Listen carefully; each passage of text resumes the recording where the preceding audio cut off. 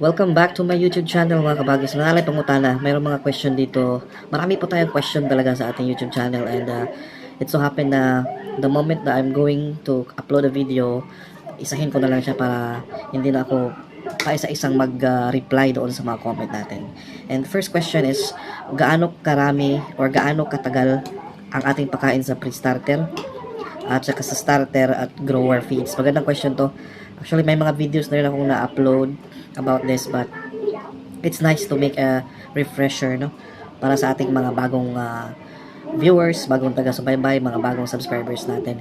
And mayroon din itong concern regarding sa kanyang alagang biik na hindi daw nagdumi or matagal ilang days na hindi pa daw nakapagdumi.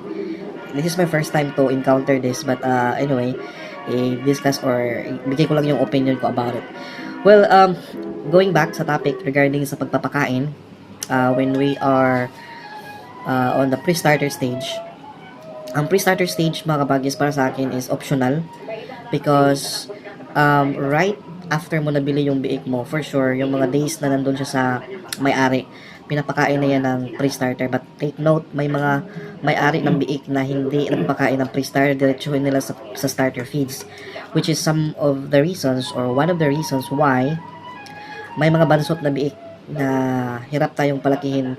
It's because diretso nila sa starter feed. So ang ginagawa ko talaga dyan, I have to find ways, kasi mayroon din akong ganong case na nabili ko, sila 12 diretso sa starter feed. So ang ginawa talaga natin is pinatuloy lang natin ang starter feeds, pinapakain lang natin sila ng starter feeds. But nung entire month or entire 4 weeks na pakain ko sa starter feeds nila, yung first 2 weeks doon, I have to mix it with pre-starter.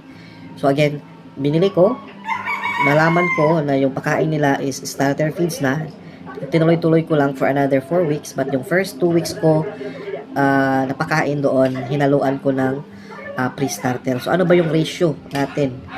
Well, yung ratio natin is depende kung gaano karami yung biik mo. Basta yung first 2 weeks na consumption nila sa starter na yun, hinaluan ko lang ng pre-starter. Yun lang ang ginawa natin. And ang pagkakaalam ko that time, kasi matagal-tagal na, is yung isang sakong starter, mga 10 kilong pre-starter yung mamix ko hanggang sa nag 2 weeks siya. So ganun yung ginawa natin. And regarding, i-inject ko lang, no, regarding doon sa booster feeds, for me, maganda din na mapakain natin sila ng booster feeds just in case tingin mo talaga is napakapayat, no, napakagaan yung mga biik na nabili mo. Comment down below kung nakatry ka na nakabili ka ng biik ng less than 5 kilos, ganyan, talagang bansot na yan, less than 5 kilos yung nabili mong biik. For me, talagang hindi ko na yan bibilihin kapag ganyan. Yung mga 6, 7, pwede pa yan, no? 8.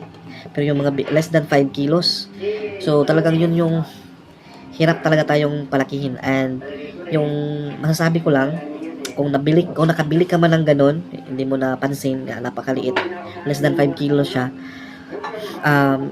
haluan mo konti ng booster feeds yung pre-starter mo.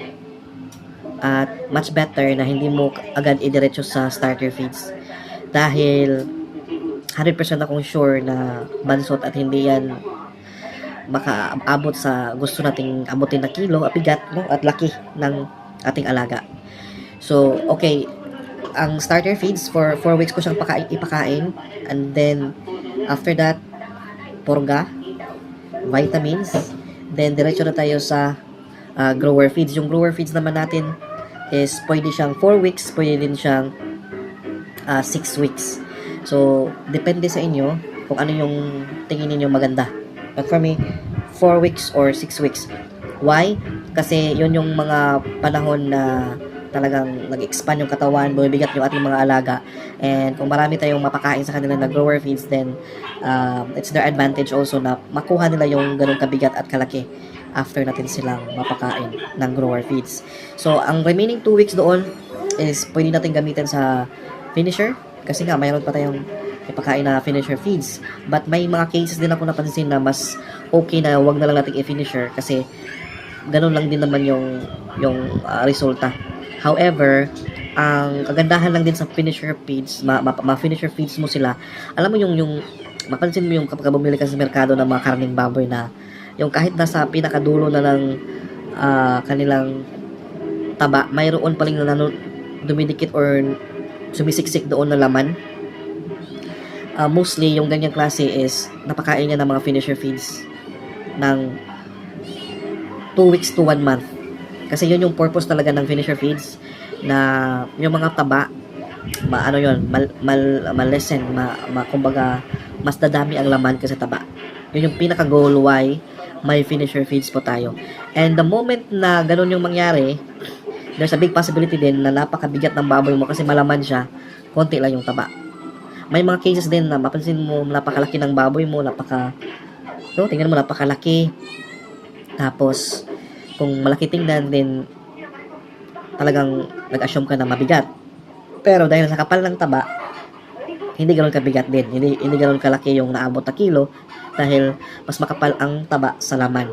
So, yun yung napansin ko. But again, it depends on you kung may mga alaga din talaga na baboy or mga lahi or genetics ng mga or tawag nito, yung bang breed ng mga baboy.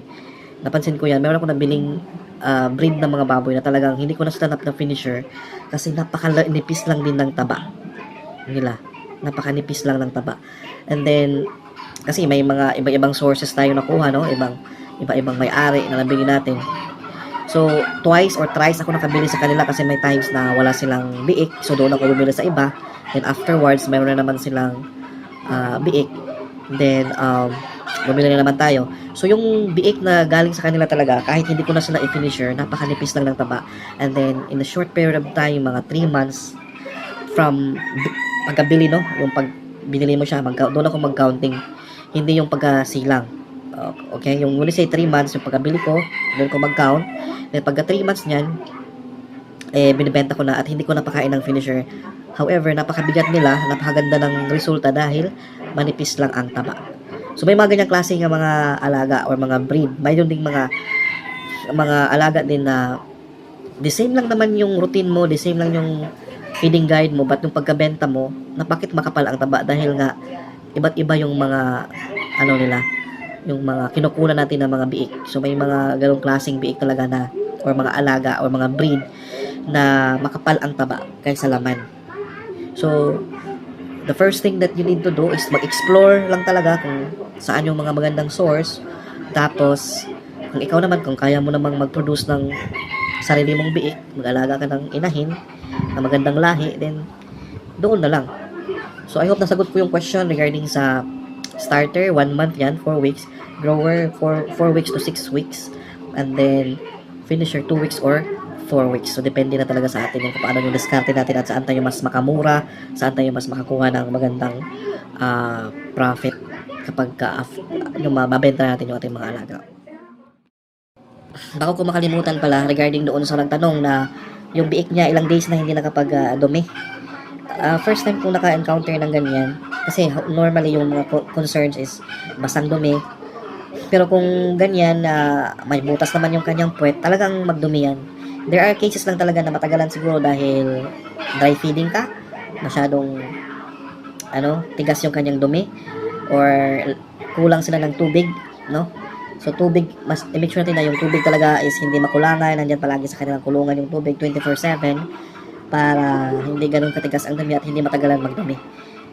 Yun lang siguro yung ko doon regarding sa matagal ang pagdumi. Kasi wala lang problema yan, okay yan. Kapag alam mong may butas, then magdumi talaga yan sila.